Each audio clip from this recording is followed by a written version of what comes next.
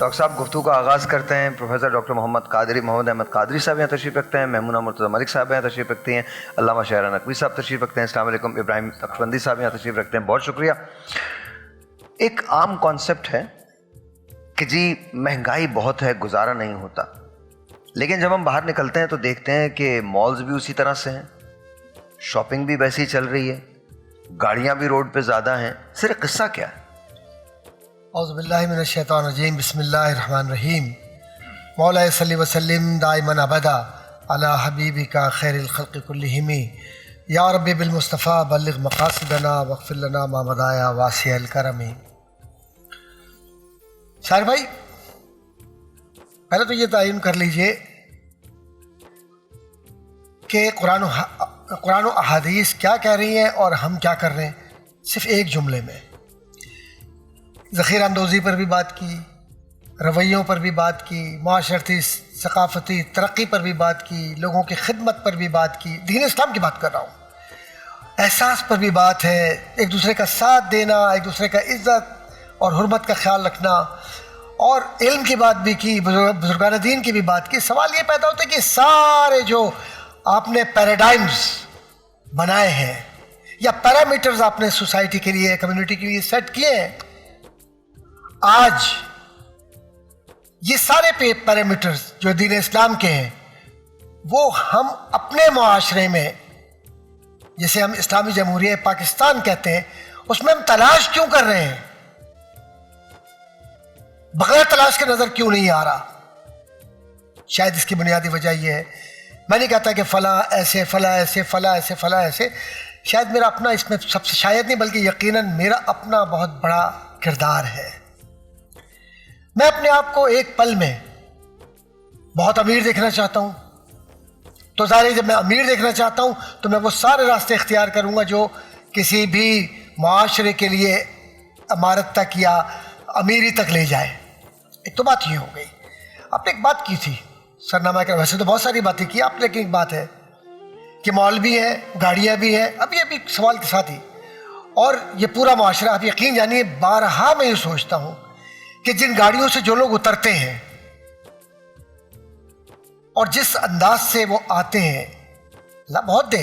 ہم کہتے ہیں پروردگار اگر وہ محنت کر کے آ رہے ہیں, رزق حلال لے کر آ رہے ہیں, تو رزق حلال سے جو آنے والا ہے ان گاڑیوں کے اندر, اس کا رویہ الگ ہوگا, کیونکہ اسے یہ احساس ہوگا کہ وہ اتر رہے ہیں تو انسانوں کے معاشرے میں اتر رہے ہیں.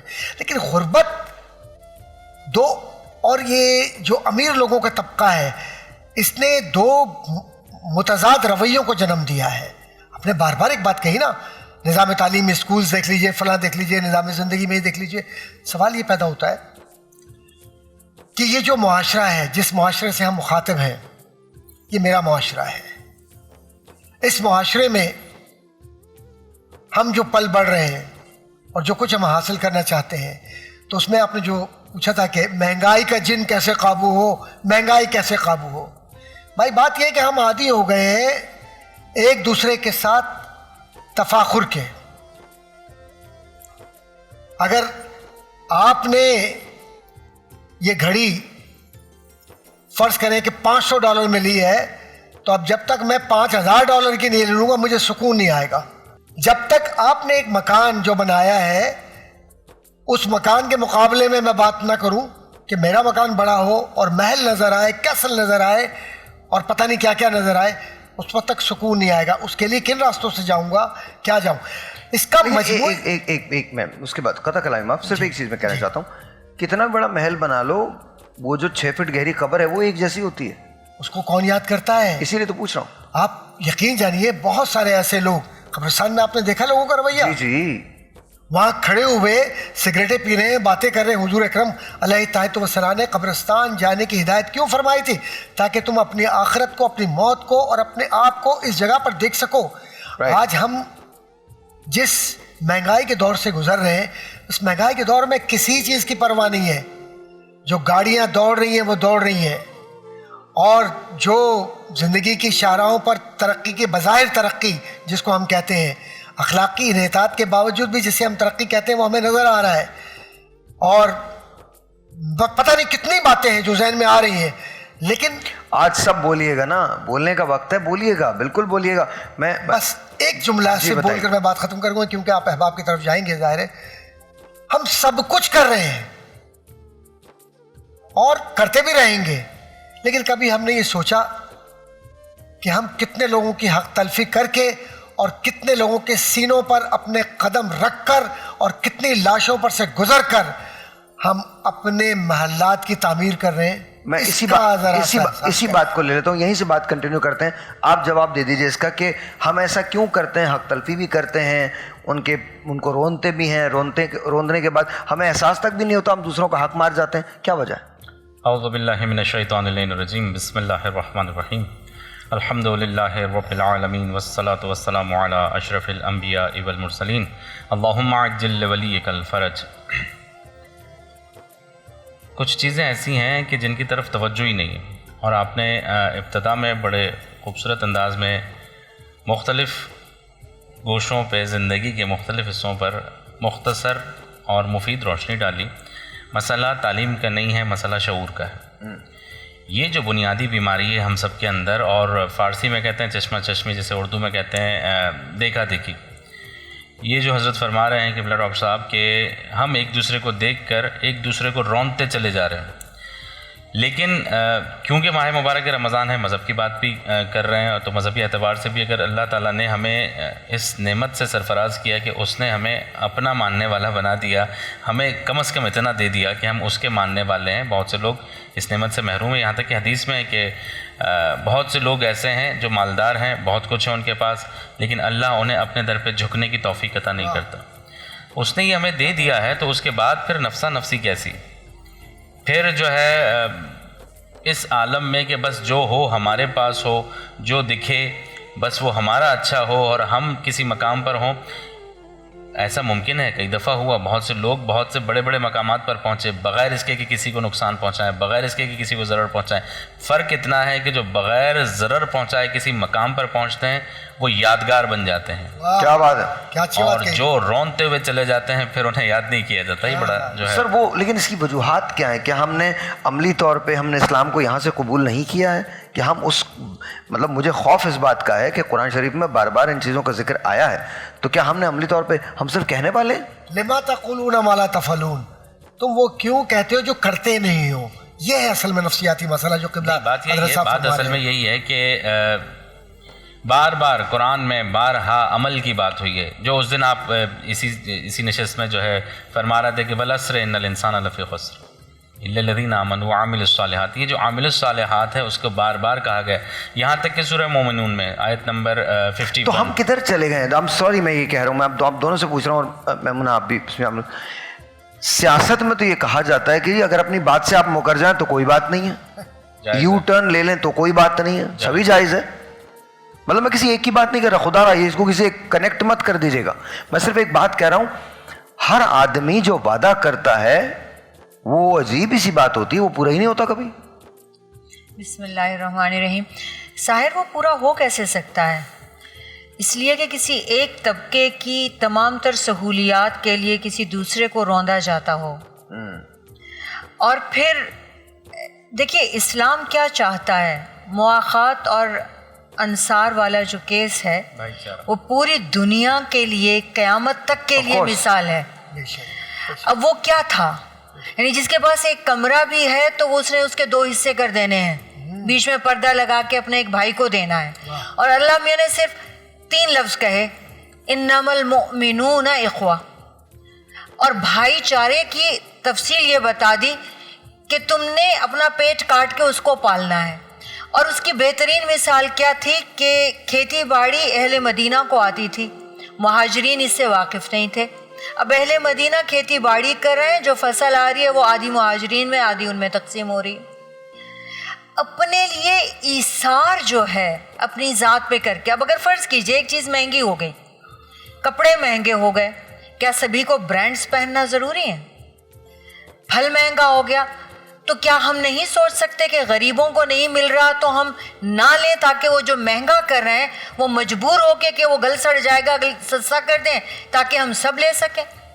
بات یہ ہے کہ یہ جو سوچ ہے, یہ جو لفظ بولا نا شعور, اسلام ہمیں لکھی ہوئی آیات کو پڑھ کے سجا کے دینے کے لیے نہیں آیا ہے. اسلام عملی زندگی کا نام ہے اور درد دل کے واسطے پیدا کیا انسان کو.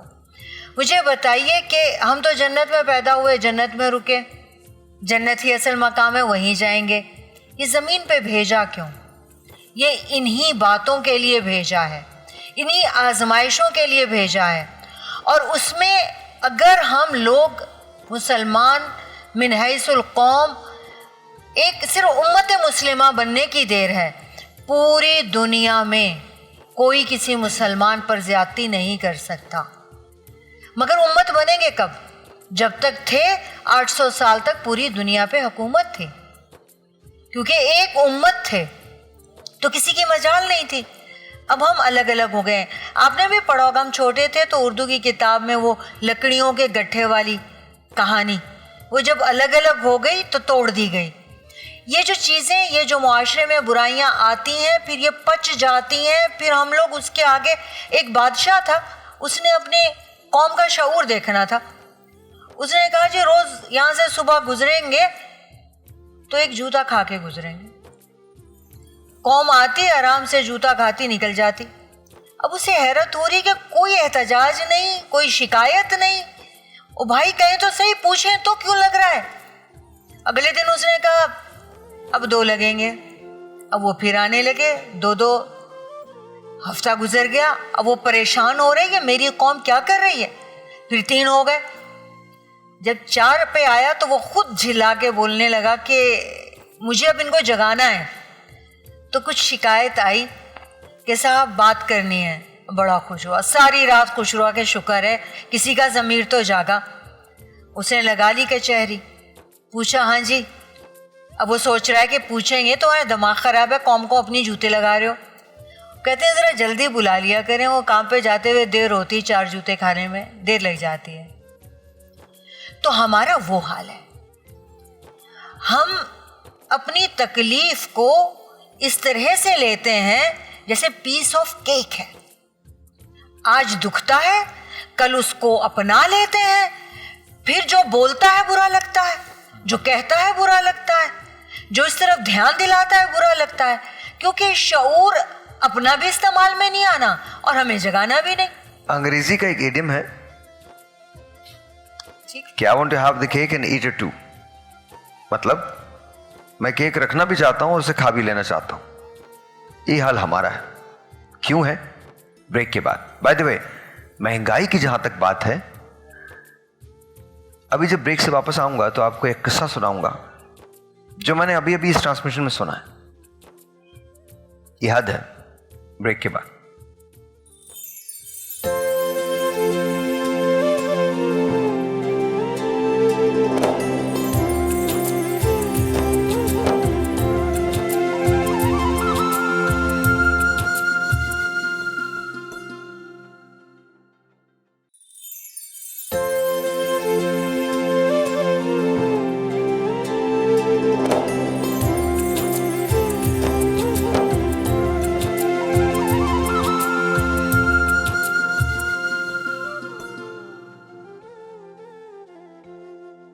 اور جی واپس آ گئے ہم. ڈاکٹر صاحب بات تعلیم کی ہو رہی تھی, تو کیا واقعی ہم نے میری ایک شو پہ ڈاکٹر پیرزادہ قاسم آئے اور انہوں نے بڑی کمال بات کی. انہوں نے کہا جی ہمارے ملک میں ہر چیز ہو جاتی ہے, کرفیو لگ جاتے ہیں, ایمرجنسی لگ جاتی ہیں, بہت ساری اور چیزیں ہو جاتی ہیں, بل پاس ہو جاتے ہیں, سب کچھ ہو جاتا ہے, کیا ہم نے کبھی تعلیم کی ایمرجنسی لگائی؟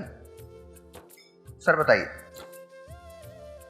شاہر بھائی بات یہ ہے کہ تعلیم ملک کے دفاع کا سب سے بڑا سپاہی ہے, ہتھیار ہے. وہ آپ کے لیے وہ سپاگر پیدا کرتا ہے, وہ شعور پیدا کرتا ہے, وہ معاشرہ پیدا کرتا ہے جس میں یہ معلوم ہوتا ہے کہ ہم کس طرف جا رہے ہیں اور ہمیں کیا کرنا ہے. ہم دنیا بھر کے بہت سارے نظام ہائے مملکت کو دیکھتے ہیں, نظام تعلیم کو دیکھتے ہیں. اپنے وطن کے متعلق صرف میں اتنا کہوں گا کہ مخلص ہمیشہ رہے لوگ, میں نہیں کہتا کہ غیر مخلص رہے, لیکن شاید ہماری توجہ اس طرح نہیں رہی جیسے تعلیم پر ہمیں توجہ دینی چاہیے تھی. اور نتیجہ یہ کہ پرائمری کی سطح میں جو ایک استاد پڑھا رہا ہے جب وہ ایک جوتا نہیں خرید سکتا اپنے لیے نیا, وہ آپ گھر کے اندر اس کی وہ اپنی اولاد کو کسی اسکول میں, بہتر اسکول میں, یا جو بھی اپنا اسکول ہے اس کی کتابوں کے ساتھ ان بچوں کو داخلہ نہیں دلوا سکتا کہ یار میں تعلیم اس کو دلواؤں گا تو کیسے دلواؤں.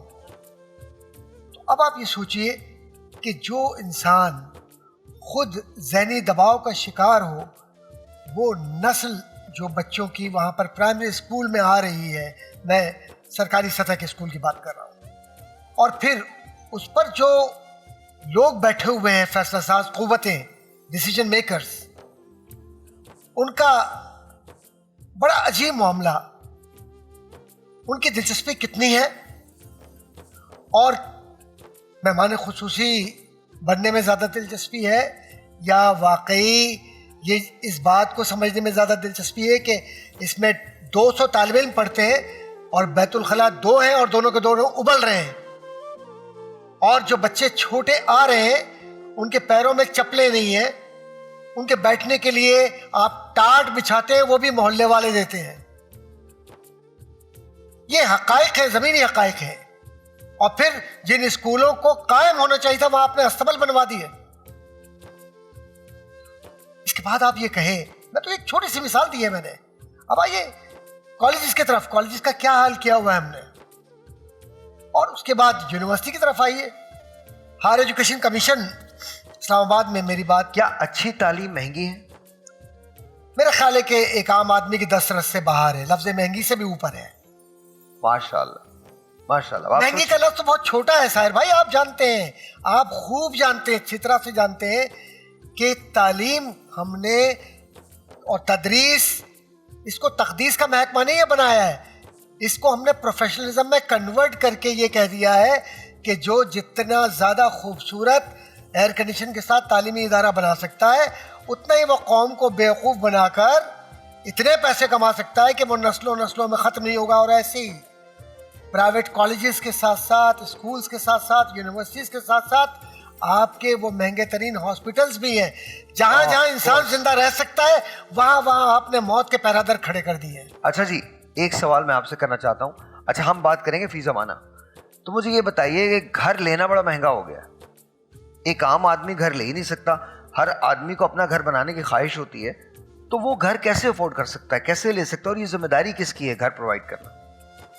دیکھیں, سب سے پہلی بات تو جہاں سے میں نے پچھلے سیشن میں بھی شروع کیا تھا کہ انسانیت کا فقدان ہے.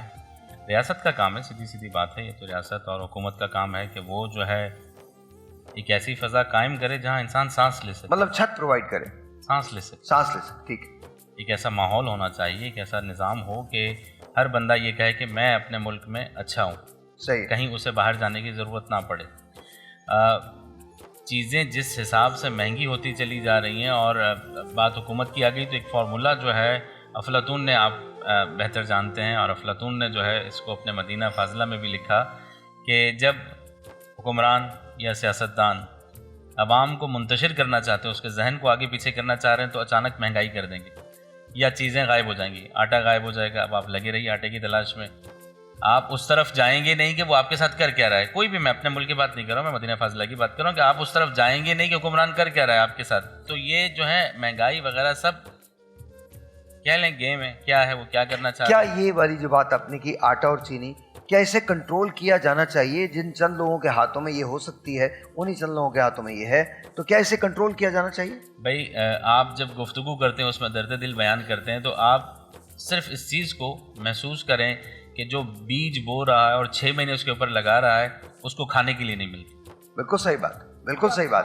تھوڑا سا میرے والیوم بڑھائیے گا. ہاں جی جی, بات بار بار ایک کہی تھی نا, اس کو بڑھائیے, اس کو بڑھائیں.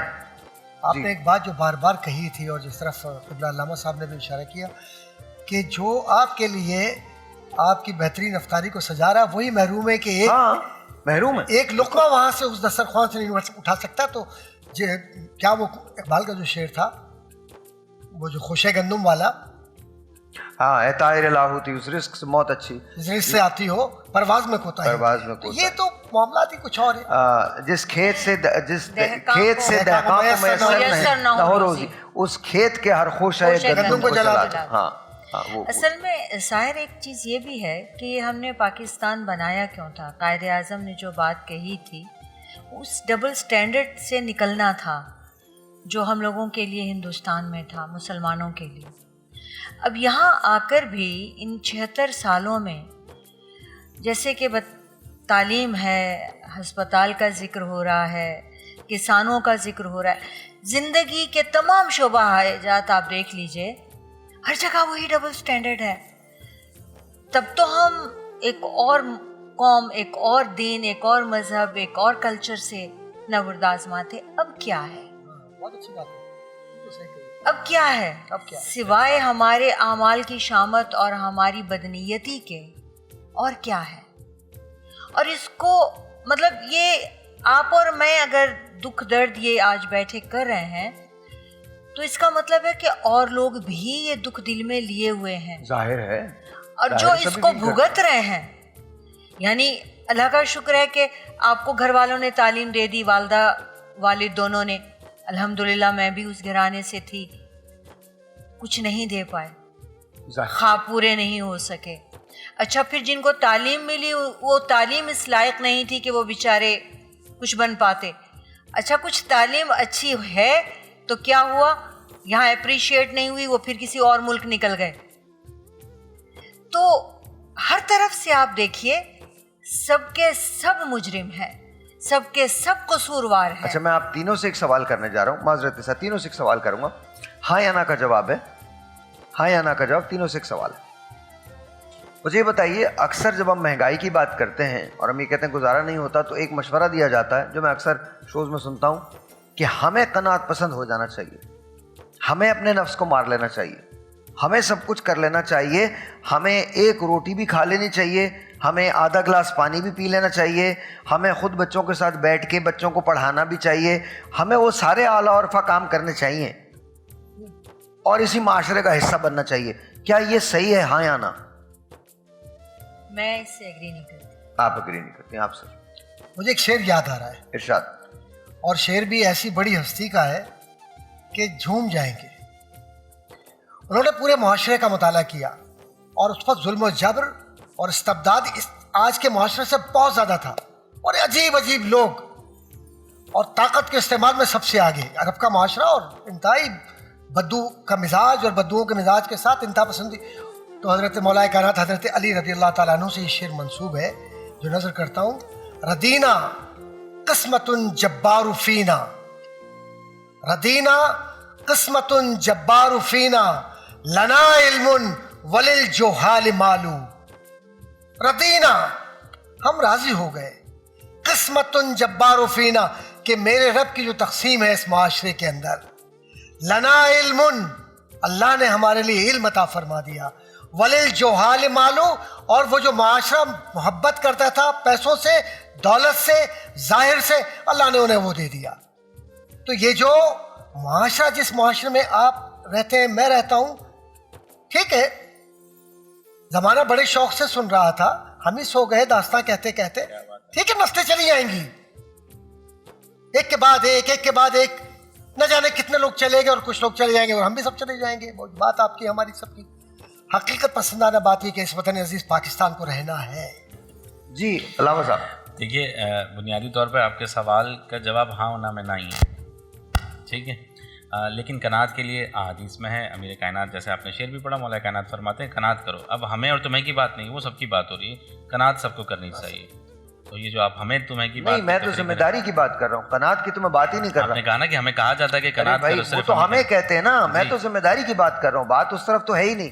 میں تو مذہب تو کہیں لے کے نہیں جا رہا, میں تو قناعت, میں تو یہ بات ہی نہیں کر رہا کہ ہمیں قناعت کرنی چاہیے. ذمہ داری, وہ ساری ذمہ داری جو ڈالتے ہیں وہ ہم پہ ڈالتے ہیں, وہی تو ایک اصل میں کہیں مذہب کی تو بات میں نے کی نہیں ہے. میں قناعت کی بات کر رہا ہوں, مذہب کی بات نہیں کر رہا. قناعت تو کرنی چاہیے, دیکھیے قناعت تو کرنی چاہیے وہاں. نہیں دیکھیے جیسے کہ ان کی بات کو میں سیکنڈ کرتے ہوئے کہوں گی, جیسے کہ گیس بند کر دی تو اب ہم لوگوں نے اس وقت کھانا بنانا شروع کیا, یہ غلط ہے نا. وہی تو کہہ رہا ہوں, دیکھیں نا اب ہم اس سے عادی ہو گئے, اب ہم اس کی عادت بنا رہے ہیں. ارے مجھے آپ ایک بات, کے پرانے پچھلے سیشن والی بات, یہ صحیح فرمائی, یہ غلط ہے, یہ وہ بات کر رہے ہیں نا. اب ہم ہی سے کہا جائے کہ ابھی بجلی نہیں آئے گی تو اب ہم اس کے مطابق چل رہے ہیں. بریک لیتے ہیں.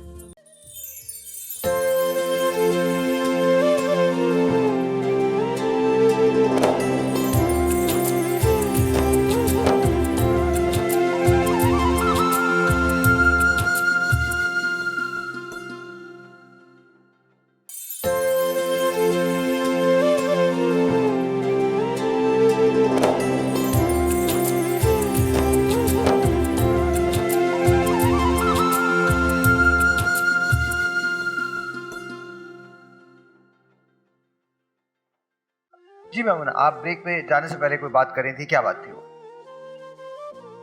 مہنگائی ہی کے سلسلے میں آپ جی بات کر رہے تھے قناعت کی اور صبر کی. جی بالکل بالکل. تو میں آپ کے اس لفظ قناعت کو تو بہت شرف اور عزت دیتی ہوں، لیکن یہ قناعت نہیں، یہ جبر ہے، یہ زبردستی ہے، یہ ظلم ہے، یہ زیادتی ہے.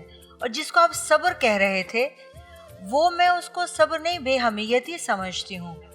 جب آپ اپنے لوگوں پہ ظلم ڈھانا جائز قرار دے دیں یا مزاج بنا لیں. وہ کہتے ہیں کہ صبر کرو. ہاں جی، مطلب اب دیکھیے خدا نہ کرے کہ میں اس قسم کی بکواس یہ کو صبر نہیں ہے، کہوں. یہ صبر ہے ہی نہیں. یہ صبر نہیں ہے، یہ مجبوری ہے. اور پھر اس کو ہم نے اپنا لیا ہے. اور اب یہ عالم ہے کہ ہم انتظار کرتے ہیں ہر نئے دن ایک کسی قسم کے نئے ظلم کا، نئی زیادتی کا. دیکھیے ایک بات یاد رکھیے گا کہ ہر ایکشن کا ری ایکشن ہوتا ہے. اللہ تعالیٰ بھی آپ کو اس وقت بدلتا ہے جب آپ خود بدلنا چاہتے ہیں. اللہ تعالیٰ قرآن میں یہ کہتا ہے کہ اللہ نے کسی قوم کی حالت نہیں بدلی جب تک کہ وہ خود اپنے آپ کو بدلنے کے لیے تیار نہ کر دے. خالی دعاؤں سے، وظائف سے کام چلتا تو رسول اکرم صلی اللہ علیہ وآلہ وسلم مدینہ میں بیٹھ کے کافروں کے مر جانے کی دعا کرتے، بدر تک نہ جاتے، صفیں نہ باندھتے، اور اس کے بعد سجدے میں جا کے فتح کی دعا نہ کرتے. پہلے آپ کو خود تیار ہونا ہے. پہلے ہمیں وہ کھیپ تیار کرنی ہے، شعور بیدار کرنا ہے. یہ جو چند لوگ جو بھر گئے جن کے پیٹ، انہیں پرواہ نہیں ہے کسی کی، تو صرف ان غافل لوگوں کی طرف دیکھ کے صرف دشمنیاں پالنے سے کوئی فائدہ نہیں ہوگا. اب یہ ہے کہ اس کو اپنا فریضہ، اس کو جہاد سمجھتے ہوئے اب شعور بیدار کریں، اب یہ کام کریں. ہر کوئی اپنے تئیں سب کچھ، ہر کوئی ڈاکٹر احمد قادری کی طرح نہیں ہوگا، ہر کوئی ساحر لودھی نہیں ہوگا، ہر کوئی علامہ نہیں ہوگا. بات یہ ہے کہ جس میں جتنی کیپیسٹی ہے وہ اتنا تو کر ہی سکتا ہے نا. وہ چڑیا کہاں ہم بھول سکتے ہیں جس نے نمرود کی آگ میں جا کے، بالکل صحیح ہے، بالکل صحیح. اس چڑیا نے آگ تو نہ بجھائی، کوشش تو کی، کوشش تو کی. ہاں بالکل کی. تو ہم اپنے تئیں اتنی کوشش تو کر سکتے ہیں نا کہ کسی ایک یتیم کے سر پہ ہاتھ رکھ لیں، کسی ایک مسکین کو کھانا کھلا دیں، کسی رشتہ دار کے آنسو پوچھ لیں. اچھا، بڑے آپ نے زبردست بات کی. رمضان ہے، جب آپ کہہ رہے ہیں کہ سر پہ ہاتھ رکھ دیں، جگہ جگہ اب تصویریں آ رہی ہوں گی، ہاتھ رکھا ہوا ہوگا، لوگوں نے ہاتھ بھی پھیلایا ہوا ہوگا. الحمدللہ ہم نے امداد کو بھی کاروبار بنا لیا، اور اتنا بڑا کاروبار ہے کہ کوئی حد نہیں. میں تو مطلب حیران ہوتا ہوں اس بات پہ.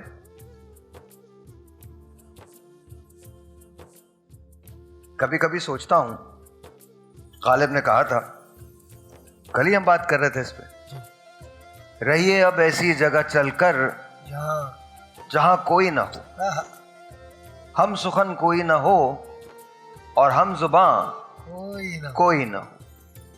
بے در و دیوار سا ایک گھر بنانا چاہیے جس کی کوئی دیواریں نہ ہو. بے در و دیوار سا ایک گھر بنانا چاہیے، کوئی ہمسایہ نہ ہو اور سائباں کوئی نہ ہو. پڑیے گھر بیمار تو کوئی نہ ہو تیماردار، پڑیے گھر بیمار تو کوئی نہ ہو تیماردار، اور اگر مر جائیے نہا خواں کوئی نہ ہو. رہیے اب ایسی جگہ چل کر جہاں کوئی نہ ہو، ہم سخن کوئی نہ ہو اور ہم زباں کوئی نہ ہو. ریڈیو پہ اکثر میں ایک چیز پڑھتا ہوں، اب اگر مجھے یہ مل جائے اس وقت تو میں وہ پڑھ دوں گا اور آپ کو اندازہ ہو جائے گا کہ میں کیا کہہ رہا ہوں. اور یہ میں ڈائریکٹلی، بیکاز لائیو ہے یہ، تو یہ میں لائیو ہی کر رہا ہوں.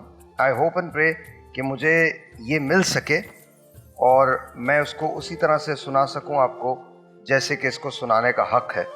اور کبھی کبھی تو اب تو یہ ستم بھی ہو گیا نا، نظر وظر بالکل نہیں آتا، تو جب تک پڑھے نا، مطلب میں چشمہ نہ پہن لوں، تب تک مجھے یہ قریب کی نظر تو بالکل بھی نہیں آتی ہے. جی ریڈنگ گلاسز، جی ریڈنگ گلاسز کی ایج تو ہو گئی. ہاں جی بالکل ہو گئی ہے، ایج تو میری اس سے زیادہ ہو گئی ہے، پر کیا کیا جائے. مجھے اپنی ایج ویج کا کوئی مسئلہ نہیں ہے. ہاں جی آئیے, اب یہ سنیے گا ذرا غور سے. ایک بار ہمن نے کہا ہے کہ یہ سال اچھا ہے. ایک بار ہمن نے کہا ہے یہ سال اچھا ہے. کہ یہ سال اچھا ہے, ظلم کی رات بہت جلد ڈھلے گی اب تو, آگ چولہوں میں ہر ایک روز جلے گی اب تو, بھوک کے مارے کوئی بچہ نہیں روئے گا, چین کی نیند ہر ایک شخص یہاں سوئے گا. آندھی نفرت کی چلے گی نہ کہیں اب کے برس, پیار کی فصل اگائے گی زمین اب کے برس. ہے یقین اب نہ کوئی شور شرابہ ہوگا, ظلم ہوگا نہ کہیں خون خرابہ ہوگا, اوس اور دھوپ کے صدمے نہ سہے گا کوئی, میرے اس دیس میں بے گھر نہ رہے گا کوئی. نئے وعدوں کا جو ڈالا ہے وہ جال اچھا ہے, رہنماؤں نے کہا ہے کہ یہ سال اچھا ہے, دل کے خوش رکھنے کو غالب یہ خیال اچھا ہے. بہت عمدہ. ظلم کی رات بہت جلد ڈھلے گی اب تو, آگ چولہوں میں ہر ایک روز جلے گی اب تو, بھوک کے مارے کوئی بچہ نہیں روئے گا, چین کی نیند ہر ایک شخص یہاں سوئے گا.